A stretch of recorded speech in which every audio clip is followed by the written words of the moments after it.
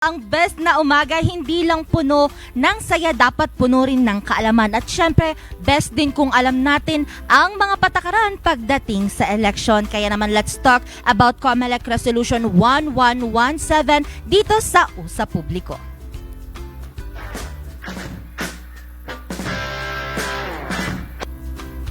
Ayan, kasama muli natin ngayon si Atty. Elinita Julia Tabangin Kapuyan, ang Provincial Election Supervisor COMELEC. Ayan, good morning ma'am. How's your morning po?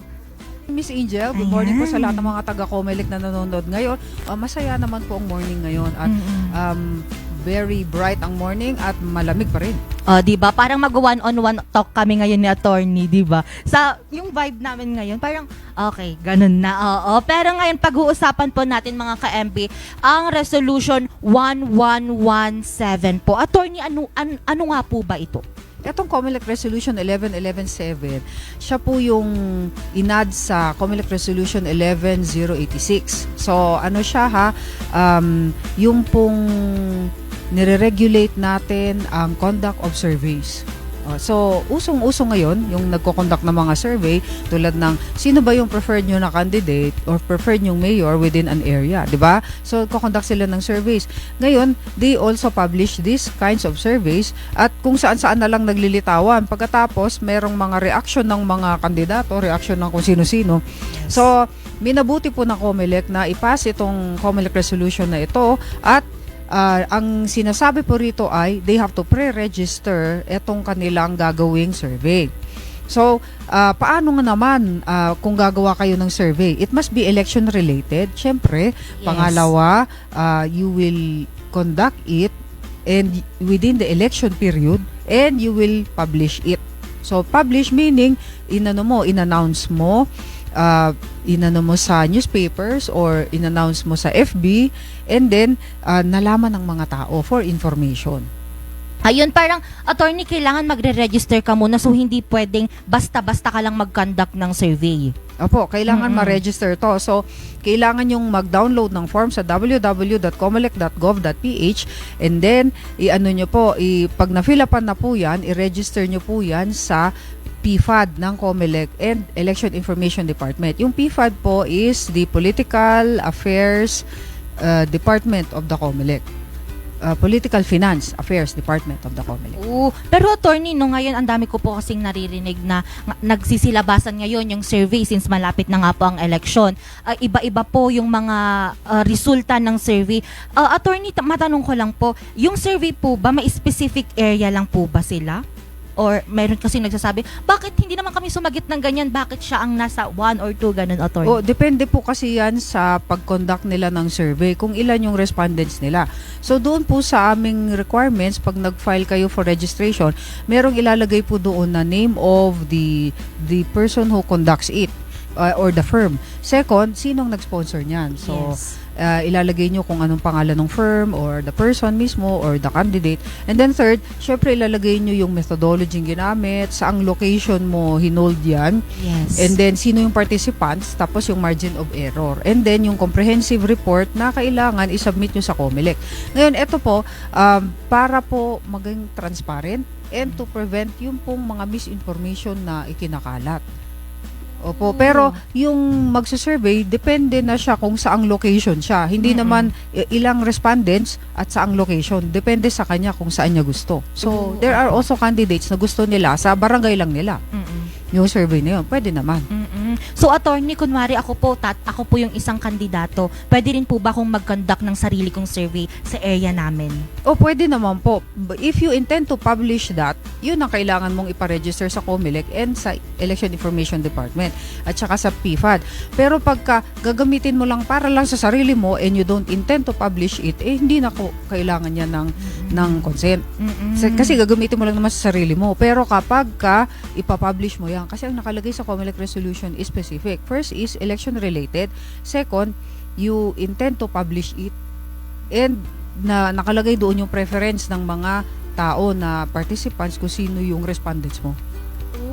So parang kapag hindi mo naman ipapublish, attorney, sa'yo lang, parang paano yun, attorney? Wala namang parang something na baka mamaya yun parang yun yung way para po mag-buy po sila ng vote, ganun, pag nalaman nilang mababa po yung yung survey, something like that, attorney. Ay, hindi naman po siguro ganun. Pero parang ang alam ko dyan, they are going to conduct surveys to determine kung malakas sila sa isang lugar o hindi. Yun lang naman. Opo. Tapos, syempre, you use other methods naman para doon ka mag-concentrate ng campaign mo.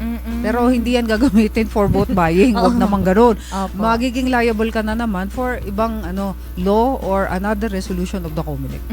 Attorney, itong pagkakandak po ng survey, within election period po ba or pwede rin pong after na rin po ng mismong day ng pagboboto? So, ito pong COMELEC resolution na to, insofar as the election period is concerned, applicable siya. Pero after the election period, wala na. So, kung kinundak mo yan before or kinundak mo after, hindi na po mag-a-apply itong COMELEC resolution na to. However, kung kinundak mo before, tapos nagkukondak ka pa rin ngayon, nagpo-fall na siya sa election Yes. period, kailangan mong mag-comply or mag-register doon sa COMELEC within 15 days from the time of the effectivity of this resolution.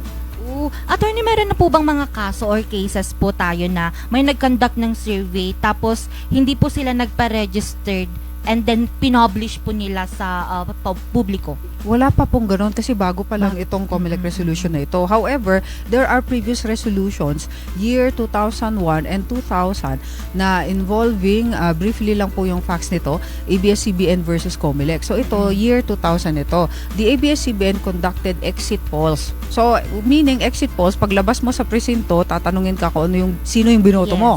Sino yung preferred candidates mo. Pero hindi naman po yan yung bang pinapakita mo kung sino yung binoto mo. Hindi.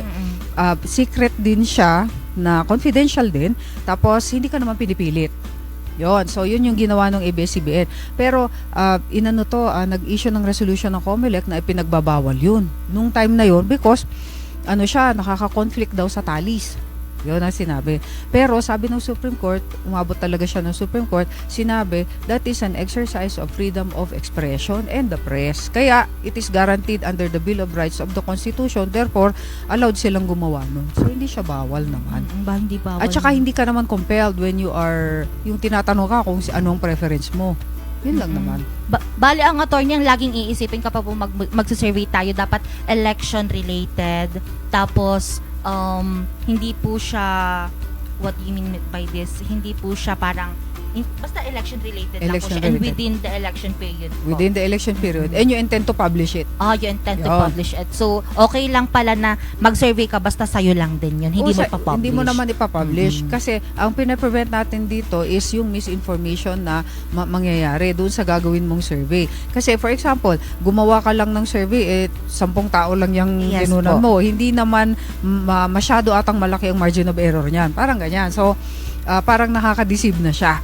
Kaya, yun yung gustong iwasan ng COMELEC. So, it is for transparency. Siyempre, at saka honesty din sa ating electoral process. Ngayon, there is another case po. It involves social weather station and a printing press also versus COMELEC naman. 2001 case pa rin yan. So, eto naman, ang ginawa, pinagbawal naman ng Fair Election Act, which is Republic Act 9006. May isang provision doon na hindi ka pwedeng mag-conduct ng surveys and you publish it within 15 days before the elections. Yes. Pagka national, pagka local naman within 7 days before the elections.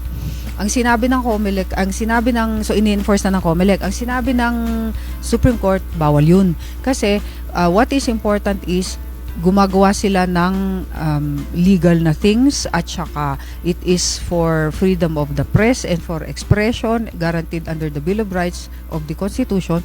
And syempre, hindi naman yan hindi pwedeng kitilin or ilimit mo yung right ng isang tao na gusto niyang mag-conduct ng survey tapos i-publish niya na which gives information. So, kasama yan sa freedom of expression. Unless there is clear and present danger. Pag sinabi mong clear and present danger, yan na po yung mga instances na nagsistir up ka ng revolution or sedition or rebellion na to overthrow the government. Yan po. Pero kung wala naman yung clear and present danger, okay pa rin i-exercise ng tao ang kanyang freedom of expression and of the press. Attorney, once po, kunwari po may conduct po ng survey, pinublish pero hindi po siya naka-registered. May mga punishment po ba to? Opo, may sanctions po ito under this COMELEC resolution. So pwedeng masuspend yung license nyo to Yes po. conduct surveys, and then may fines, may certain penalties, at syempre yung election offense. Parang hindi siya basta-basta lang po na na mag-survey ka lang basta-basta. Kasi baka kaya ngayon pong election period, kailangan talaga kung gusto po nating malaman kung malakas po tayong mga kandidato po kung hindi naman po natin ipa-publish, hindi tayo pwedeng basta-basta ding mag-survey. And pwede po ba pwede bang maging grounds po for recount or re-election kapag magkaiba ang result ng survey at election mo? Hindi yan ground for recount kasi yung pong nasa survey, ano po yan, titignan mo kasi yung margin of error dyan. So hindi siya one of the grounds na sinabi sa law na yan pwedeng gawin mong pang recount. Yan ang magiging ground for recount. Kasi sa pag nag-recount ka, magpa-file ka sa court yan kung local o kaya sa COMELEC pagka provincial level pataas, and senators, mga ganyan na, doon ka na sa electoral tribunal. Pagka ganyan, dapat first 3 na highest na mga nabotohan. Hindi yung pang 10 ka, doon ka magpa-file ng election protest. Hindi Kailangan malapit ka doon sa nanalo. Pagkatapos, ipa-file mo yan within 10 days from the date of proclamation. Pero ang grounds niyan, gusto mong malaman kung sino yung nanalo talaga. Kaya, parang feeling mo nadaya ka or something na yung bilang hindi tama because dito sa watchers ko, ito ang total. Samantalang dyan sa machine nyo, ito. So, yung gusto mong malaman na ground is, sino talaga yung nanalo sa precincts na ito. So, there are contested precincts. Pero, hindi sinabi na dahil magkaiba yung survey, doon sa questionin mo na, and that is a ground for recount. Any person na nasa top 3 can file for recount for as long as gusto mong malaman na may ano ka talaga, may laban ka. So, nangyayari po ito sa yung pong dalawa lang kayo magkalaban. Yes. Pagkatapos 1 point lang yung agwat nyo.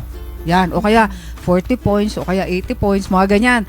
Medyo malakas yung laban. Pero yung surveys, hindi siya ganun ka-credible kasi it does not represent yung survey na yan, the entire Filipino people na voters, na voting population. Kasi it only refers to yung study to a limited yung bang population.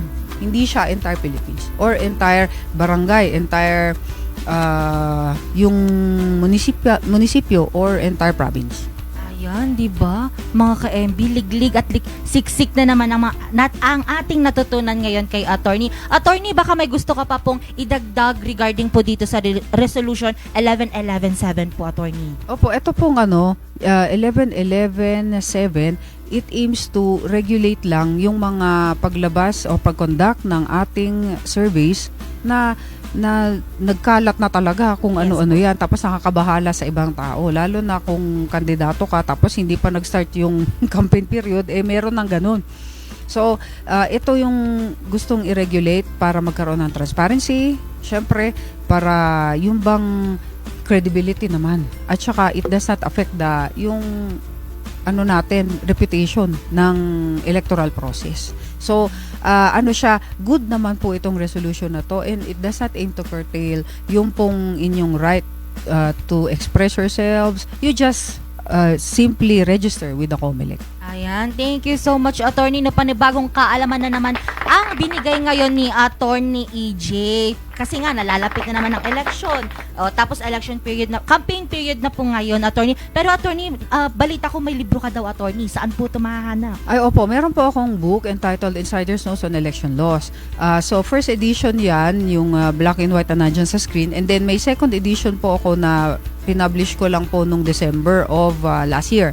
So, available po ito sa Jet Bookstore, Session Road, Baguio City, sa may Portavaga. Pag hindi naman kayo available na pumunta sa Portavaga Mall, pwede naman po kayong mag-contact sa attorneyejtabangin.com, that is my website, or 0917-507-2439. Ayan, Attorney, last question na, Attorney, pinapatanong ng mga tao dito sa Ano daw po yung mga reliable sources of survey, mga Attorney? Yung reliable sources of survey. Oo, daw po. Kapag mahirap yata yung tanong na yan, yung reliable sources of survey. kailangan matagal nang ginagawa. Yung firm na yan, matagal na siyang nagko-conduct niyan. Number 2, nag-register siya sa Comelec, syempre. Number 3, yung pong malaki ang areang kanyang sinakupan ng kanyang study. Pagkatapos, back up by a comprehensive report. Syempre, kasi itong comprehensive report na ito, isasubmit nyo rin sa Comelec, and it contains the name of the sponsor, the name of the firm that conducted it, the methodology that was used, saang location mo ginanap yan, sino ang respondents at ilan ang respondents, ano yung topic, and then yung margin of error. Kapag kaganyan, meron na tayong parang mas reliable naman siya kasi yung ginawa-gawa lang sa Facebook naman na survey. Ayan, thank you so much, attorney. Ngayon ulit po, no? Ayan, attorney, baka may gusto po kayong batiin. I-shout out po ngayong morning, attorney. Apo, binabati ko po lahat ng mga taga-Comelec. Happy Thursday. Yes po. Start na po next week ng training ng mga electoral boards natin. So, magiging busy-busy na talaga po yung Comelec. Binabati ko rin si Miss Step. Siya po ay malapit ng ikasal na good friend ko, nanonood ngayon. Morning, Step. Good morning, Christine. Opo, nandun po sila sa Panagbenga Festival din. Ayan. Ayun na nga mga ka-MB, no, panibagong kaalaman na naman ang napulot natin kay Attorney Elinita Julia Tabangin. Kapuyan.